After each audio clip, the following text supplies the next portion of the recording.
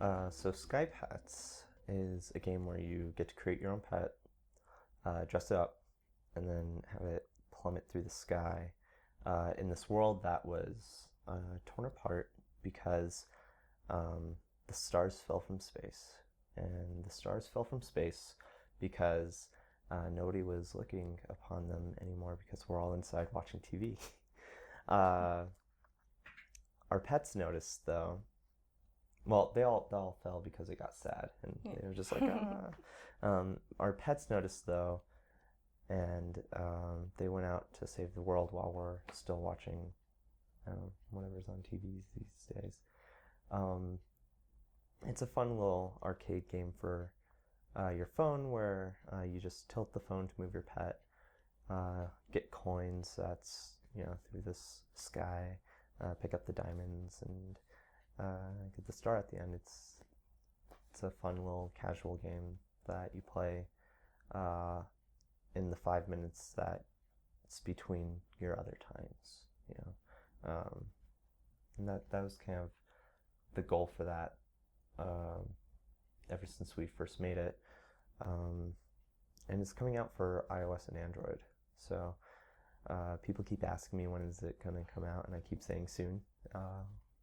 So it's going to come out soon. Hopefully by the time this movie's out.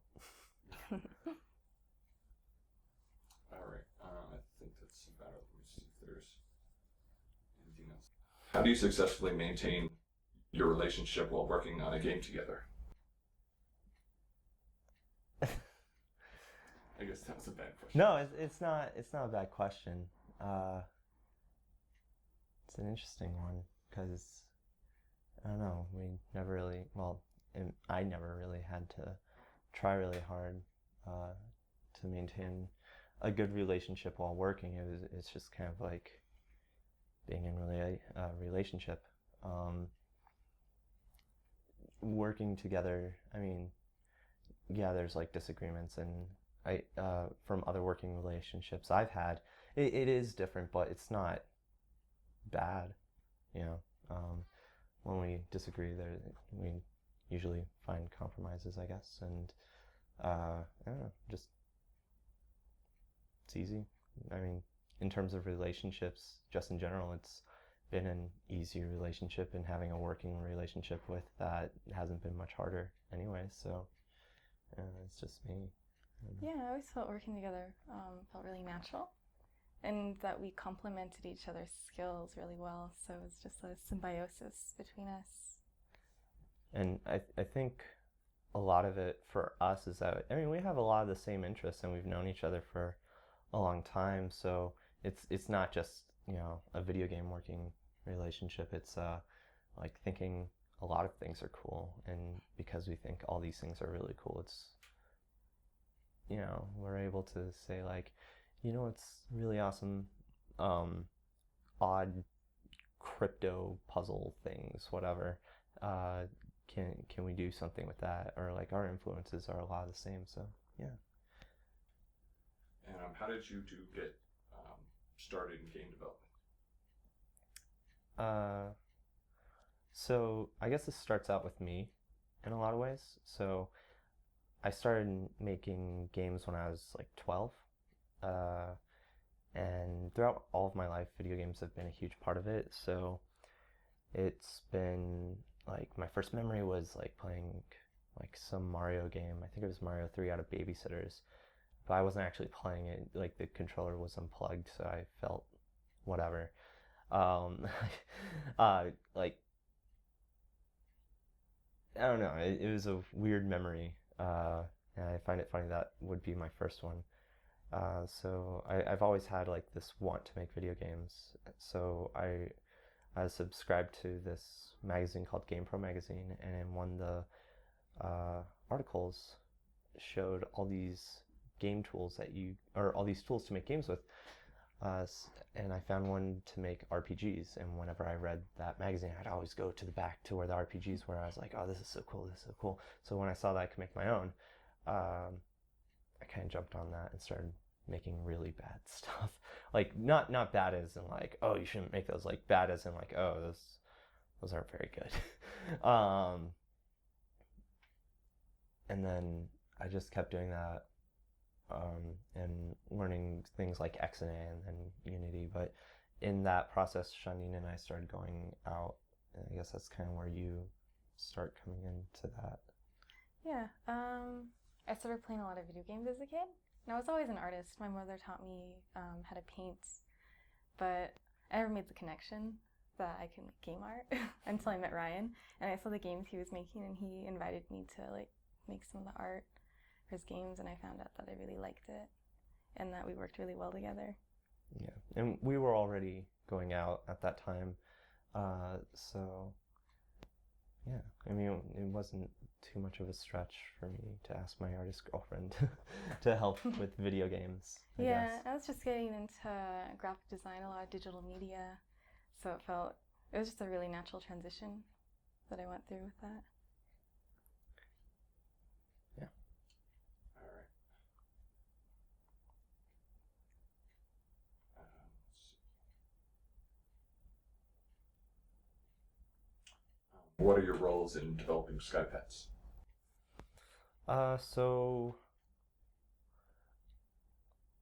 I came up with the original idea, kind of, but it wasn't Sky Pets or even Sky Cat, which is its predecessor. It was the idea I came up with was in like some math class I was in, and it was a guy falling out of an airplane doing like this, and I thought it would just be fun to have this little animated stick figure guy be able to like change his animation based on like position, because it would like turn him. And I thought it would be fun just to avoid obstacles, so it was like a really stupid simple game. But Shandiin came up with the idea to make it a cat, and so we made our cat's meowing right now, by the way. Oh my Bunny! god. Sorry. She kind of ruined it. That's okay. They probably can't even hear this. So she made it into a cat, and we made this really basic game in like a week called Sky Cat. It was really super cute. It has this little orange cat named Rusty who fell out of an airplane for some reason, and there's these like red blocks and fish coins for points, and we put it up on Xbox Live Indie Games, and it did all right. We were able to buy a new monitor for Shandiin, but with that game and with Sky Pets, our roles are kind of the same. I do all the programming, and Shandiin does all the art and animation, and she does the level design. She does a lot of stuff, actually. And I tend to come up with like some more mechanical design, and I do sound stuff. So that's kind of where the roles break down. But we both do design in general, or at least we try. Yeah, we usually concept all of the games together, and from there it just kind of splits into like programming and art. For a while, it's just like we're in our own worlds, making certain parts of the game, and we bring them together, and it usually works out really well. There aren't many gaps that we don't cover together. Yeah, I think the biggest issue for us is like sound. I'm not a musician, or neither of us are, so we go to friends for help with that. Yeah, I mean, other than that, it's just like community management. I usually do like social media stuff for us, and we both kind of do marketing.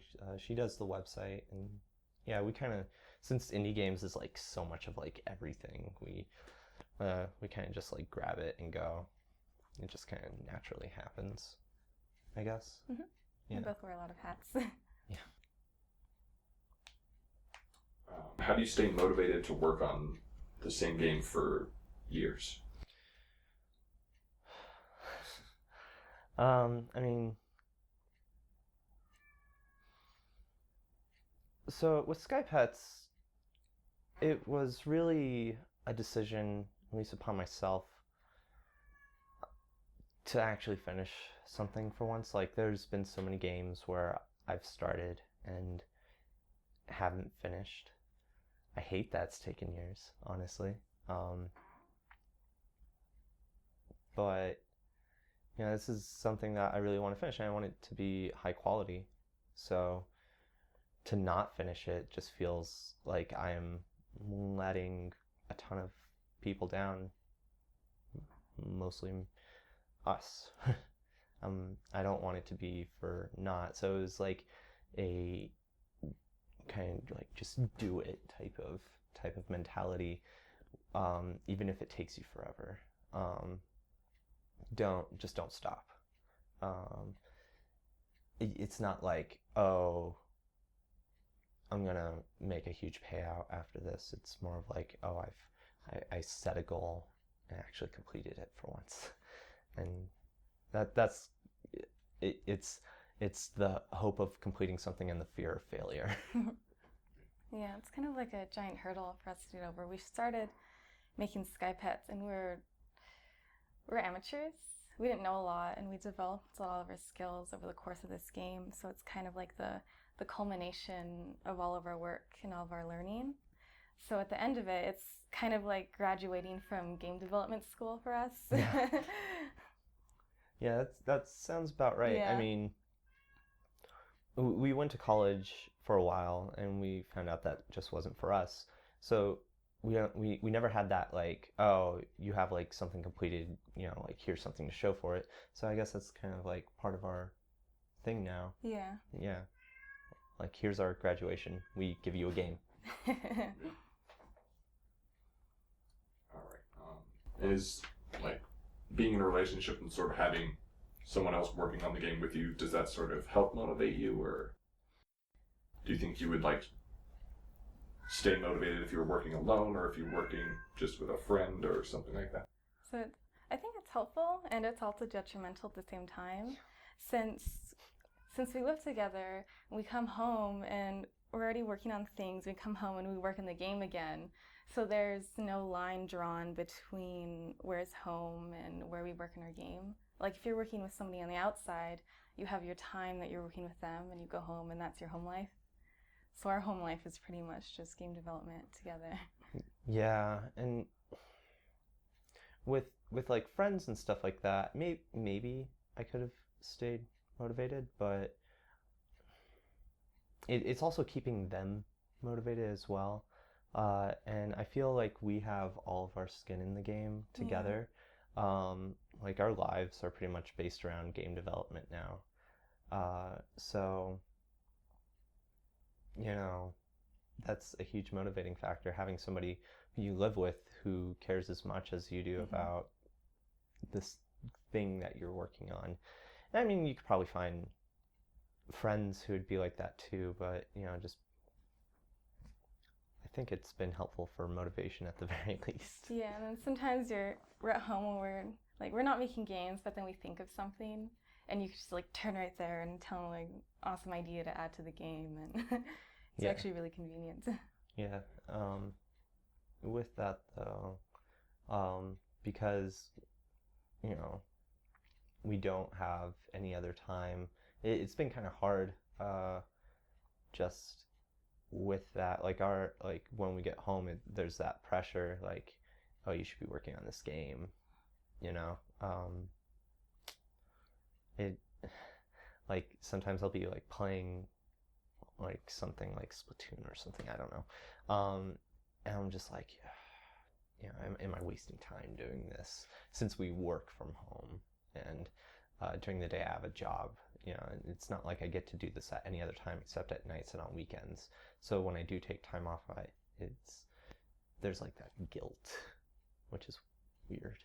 Yeah, sometimes I feel guilty if I'm taking a break and he's working on the game, and I feel like I should be working with him. Yeah. All right. If you could go back in time and change something about Skypet's development, what would you change?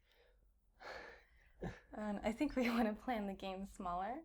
Yeah. One of the biggest reasons why it's taken so long is that the scope was really large when we started. And we've narrowed it down to a finishing point now, and it's very manageable, but it was a little big in the plan. Yeah. So at that time, let's call it, I had a Steve Jobs complex going on, where I wanted to change the world with this game, whatever. So, I was trying to make it bigger and better and like have it do like these things that would affect change within the world. And, some of the things I would like to get back to, honestly. Like, I think it would be cool to. So, one of the things that we wanted to do was like have it where you could buy like this item and then it's pay what you want, and then it would like all the money would go to charity or whatever. I was like, that would help, like make our world a better place or something like that.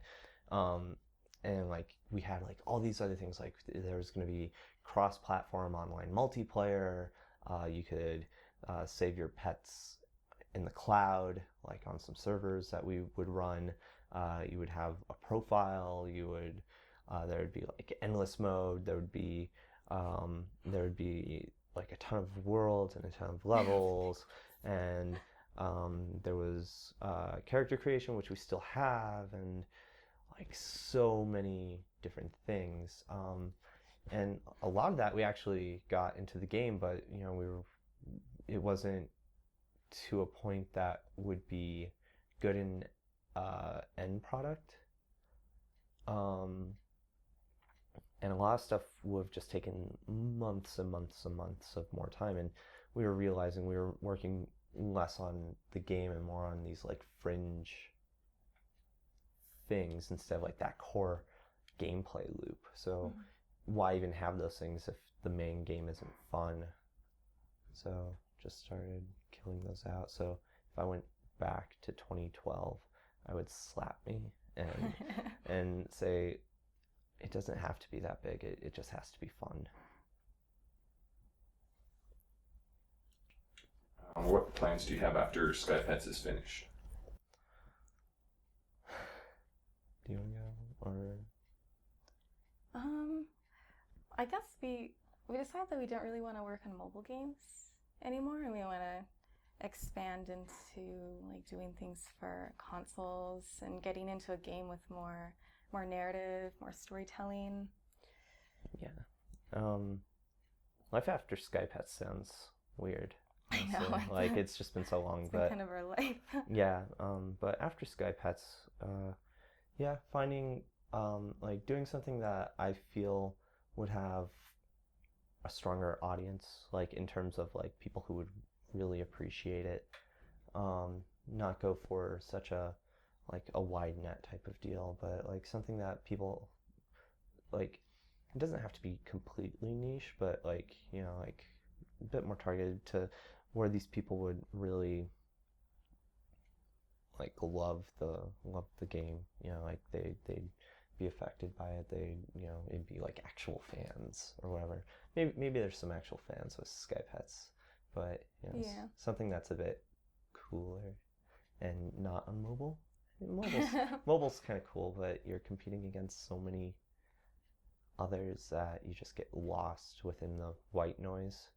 So something that may be smaller but could potentially get more love. Yeah, I'd like to really unleash some more creativity too. Yeah. I guess we've been feeling a little boxed in, and I just want to get out and tell more stories. Yeah. Make something beautiful, something closer to art.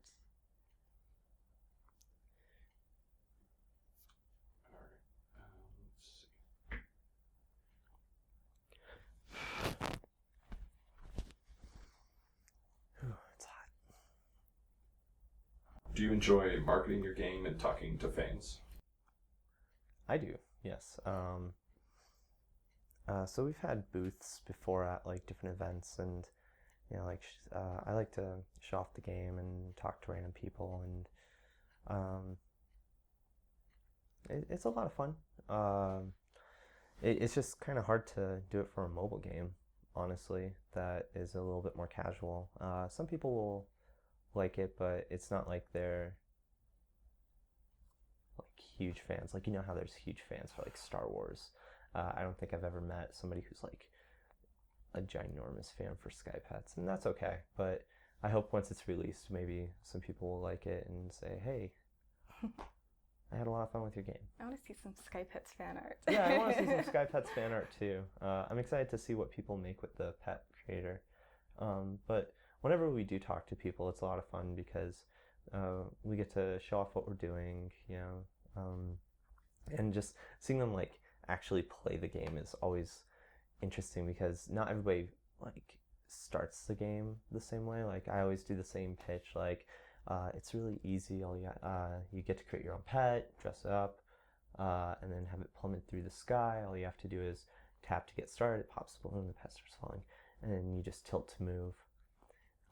And you don't want to hit the ground. Like it's not like too complex, but not everybody's at like a high video game skill level. So sometimes you'll see people like do these like large movements, or even when you tell them, they'll still like try to like swipe or play the game differently. Some of them will. Or they try and go for the ground. Yeah, they'll try to go for the ground. As they're like, oh, I thought I had to go for the flowers. Like, no, those flowers are deadly. I like seeing the pets people make. Yeah. It's really fun. Sometimes they make things we didn't even think that you can make with the pet editor. What I think is really cool is when somebody tells me that they spent a ton of time in the pet creator, and I'm thinking like, really? I still need to work on that. Like I feel like it's so broken. And they're like, no, it's great, it's awesome. Like, oh, okay, you do your thing. I don't know. They create some cool stuff.